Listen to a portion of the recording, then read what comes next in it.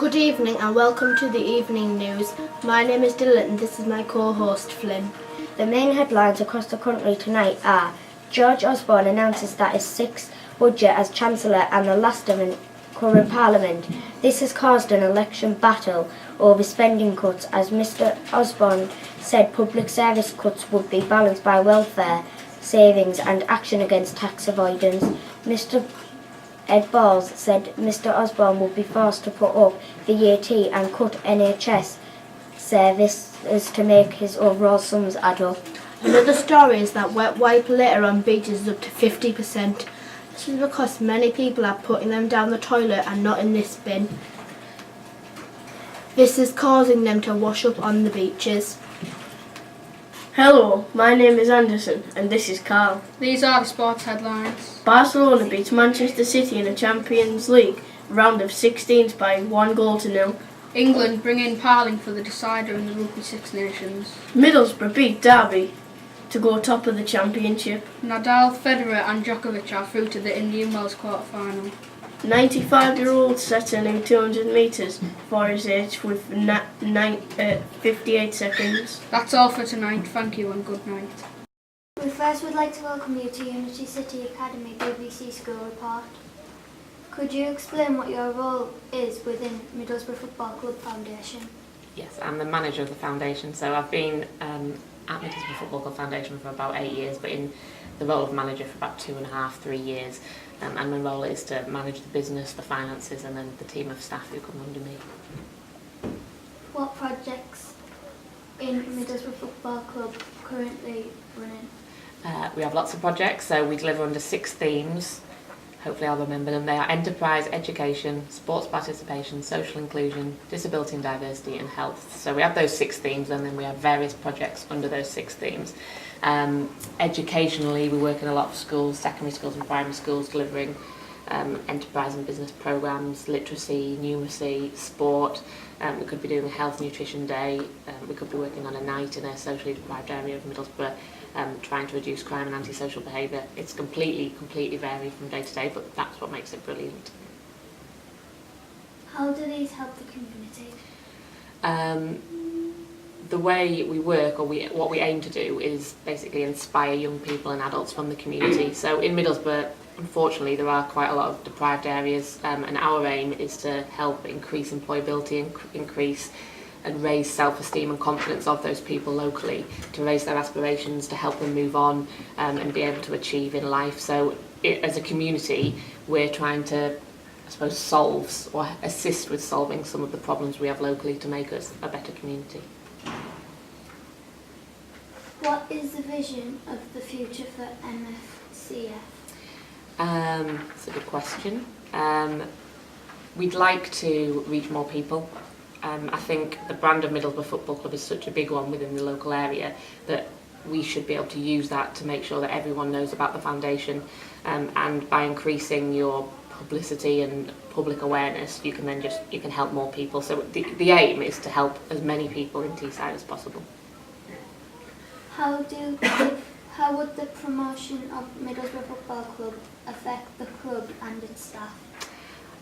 It would be fantastic. Obviously, we are joint top at the minute as we speak today. It is one game at a time, and it's difficult to picture yourself in the Premier League until you've actually got there. You can't sort of start planning until you actually know for sure. However, for the foundation, financially, you get a lot more funding from the Premier League, which means you can obviously reach more people and do more projects. And just as a town, it will increase morale, and it will help promote our image because people know more about us because we're a Premier League team. However, if we were a Football League team like next year, we can still do that. We can reach more people and we can still try and promote our brand as much as possible, but Premier League would be brilliant. How far do you think that you could get Middlesbrough Football Club Foundation to go? Well, there are 92 foundations or sort of charities attached to football clubs nationally. I'd like to think we could be number 1. I see that as a 5-6 years down the line thing, but as we have actually progressed quite well in the last 3 years, so we are on the up, but that requires us to get more funding and more people to know about what we do. But I think we could achieve it. Thank you. We are at Unity City Academy to ask your attendants what they think about the upcoming election. If you could vote at the age of 16, would you? Yeah, I would, because it decides the British fate in the future. No, because between the age of 16 and 18 is only 2 years, and that's only a small percentage of the UK. So I don't think it'll make that really big of a difference. So what's the point? Yeah, because I think we should have a vote on how the country is run. Yeah, because I think that our views matter and that we should have a say in what our future holds. I am Dylan. And I'm Flynn, and we are here with the principal of Unity City Academy to ask him a few questions about his role. What are you hoping to achieve in this academy? Well, I'm hoping to achieve a number of things, but the first thing is to make sure that every single student leaves the academy at the end of year 11 with everything that they need to be successful in life. Now that's good quality exam results, but also at the same time with a sense of resilience and an understanding that they can achieve absolutely anything in life that they want to. So that would be my key criteria for success. Why did you come to this academy? Why? Well, it's an interesting question. I left a school, I finished in a school in Suffolk, in a place called Lowestoft. I was the headmaster there. And I came to visit this school when I was looking for my next school to lead. And I walked around the school with Miss Hare, and I met lots of students. And two things struck me. The first was I absolutely fell in love with the children, with the students. They are just brilliant. And every single day, somebody in school makes me laugh. And you can't get a better job than that. But more importantly, most of you will know that I came from a background a long time ago in the military.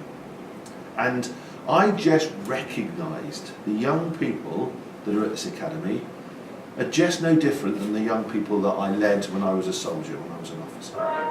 And what I wanted to do is I wanted to make sure that everybody in this academy has a choice. That you all end up with a sufficient amount of results and qualifications and life skills to make the right choices for what you want to do when you leave. So that's why I came. Have you enjoyed the time in the academy so far? I've loved every single second of it. And I go back to what I say earlier, schools exist for students. They're not for the grown-ups, they're for students. This is your school. And it's a bit like a heartbeat. The school's a big body and there are all sorts of parts of the school that would equate to parts of the body. But the heartbeat of a school are the students that are in it. Without you, a school's absolutely nothing. And every time I walk around the academy, every time I pop into lessons, every time I watch the football, or I watch students staying back to revise, or I go and watch some basketball, or I walk through lunch, every time the students make this job absolutely brilliant. What is the hardest job to do in this academy? Well, at the moment, of course, it's dealing with behaviour. You know, we know that we had a little bit of a bad blip, didn't we, about behaviour? And so we put some quite severe measures in place to make sure that everybody who comes to the academy understands that we have standards and expectations and that we expect those to be followed. And the reason that we do that is to make sure that people who want to be in school and learning can go to lessons, can sit, can learn, can listen, and that teachers can teach.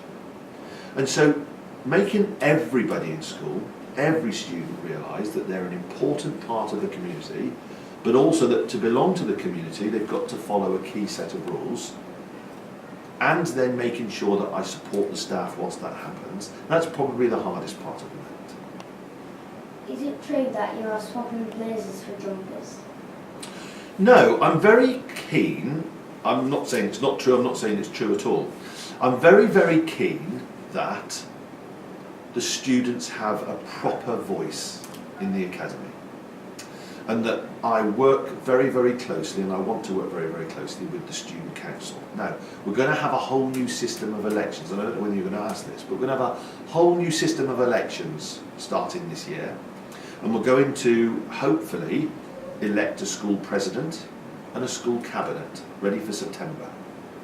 And what I'll do then is that they will be responsible for coming to see me to talk about all of the things that the students want to do, and we'll decide ourselves as a group what is the best way forward on things like uniform and timetables and lunches and all of those things that are important to you. And if the student body came to me to say, we don't like blazers, we want jumpers, we would speak to all of our parents, we'd speak to our staff, we'd speak to our students, and we'd come to a position that said, that's the right thing to do or the wrong thing to do. So I don't know yet, but whatever we do will be done with the student body, and will be done with our parents, and will be done with our staff. What other changes are you going to do to improve this skill? What other changes? Well, I'll tell you what I'm going to do, and what the biggest change is going to be, is that I'm going to make sure that everybody is academically successful. That I'm going to make sure that our results get better and better and better. And to do that, there are lots of things I need to do. We've already spoken about behaviour. We're going to make sure that behaviour continually gets better. And I noticed, we had lots of exclusions last week, and we're just down to 2 today. So that's getting better. And when I walk around the academy, it feels much calmer. No, we're not there yet, but we will get there. After lunch, after Easter, we're going to go to a split lunch. So as we'll reduce the amount of groups that are in lunch at any one time. So that'll help keep everything a little bit calmer. That's the next thing that we're going to do. I'm probably going to look at creating, and this is an exclusive for your report, I'm probably going to look to create a Year 11 centre in the EMEC. So when you get to Year 11, you become almost like a sixth form, but for Year 11. So your tutor rooms will be over there, all the key classes will be over there, the study base will be over there, they'll eat over there. So Year 11 becomes a very special year. And of course, it won't be available for those children that don't behave, those students that don't behave, but it will be a very special thing. So everybody works up to Year 11. But I think most of the changes that we're going to make now have been made. And certainly by September, all of our changes will be in place and ready to go. Name 3 words that describe you. Oh, okay. Resilient, determined, and confident. That's it. Thank you, boys. That was a brilliant interview. The news at Unity City Academy is that the school celebrates World Book Day.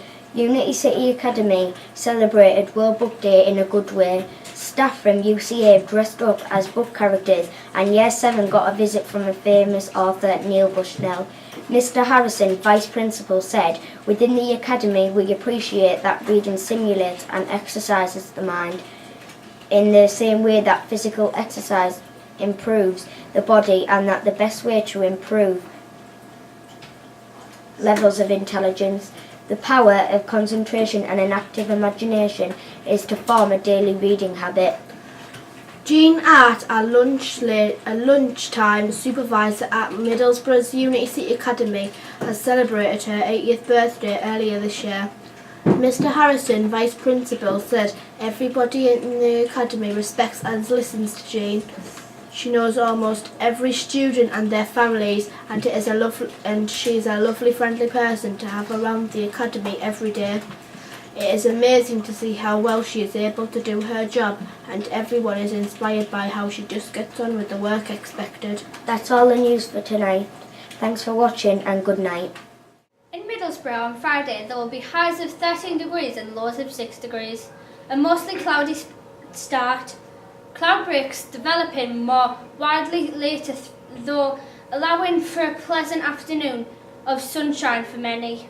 Sunshine should appear in time for the solar eclipse. On Friday the 20th of March, in the morning sky from the Faroe Islands, a solar eclipse will occur. Those in the Faroe Islands will experience the grandest spectacle. the solar eclipse, including Norway, England, Northern and Eastern Asia and Northern and Western Africa.